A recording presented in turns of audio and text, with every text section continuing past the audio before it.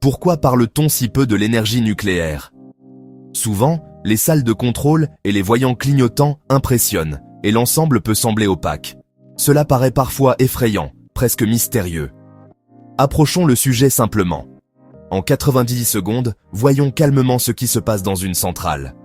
Il est temps de dissiper le mystère. Dans le cœur du réacteur, de minuscules pastilles d'uranium enrichies sont préparées pour libérer de l'énergie.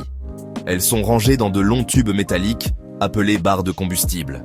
Un fluide y circule pour capter et transporter la chaleur produite. À l'intérieur du réacteur, certains atomes se divisent. Un processus appelé fission, et cette fission libère beaucoup de chaleur. Cette chaleur sert à faire bouillir de l'eau, qui se transforme en vapeur. La vapeur met en rotation une turbine, et la turbine entraîne un générateur, qui produit l'électricité que nous utilisons. L'élément clé, c'est le contrôle. Des barres de contrôle absorbent les neutrons, ce qui permet de ralentir ou d'arrêter la réaction. Des systèmes de refroidissement évacuent la chaleur afin d'éviter toute surchauffe. Le confinement complète ces défenses. D'épaisses coupoles de béton sont conçues pour empêcher toute fuite. Et la question des déchets?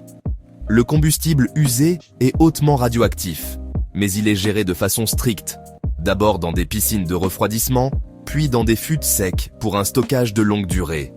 Son volume reste faible comparé aux déchets issus des énergies fossiles, et, en fonctionnement, la filière émet très peu de carbone. Bien sûr, des risques existent, les accidents sont rares, mais peuvent être graves. C'est pourquoi on multiplie les couches de sécurité, on applique des règles strictes et on réalise des contrôles réguliers. Les conceptions plus récentes vont plus loin, en améliorant la sûreté et en réduisant les déchets. En résumé, une fission soigneusement contrôlée devient une électricité fiable à grande échelle, avec de faibles émissions de carbone, à condition d'une sécurité rigoureuse et d'une vision de long terme. Curieux? Abonnez-vous. Je vous expliquerai ensuite les petits réacteurs modulaires en 90 secondes.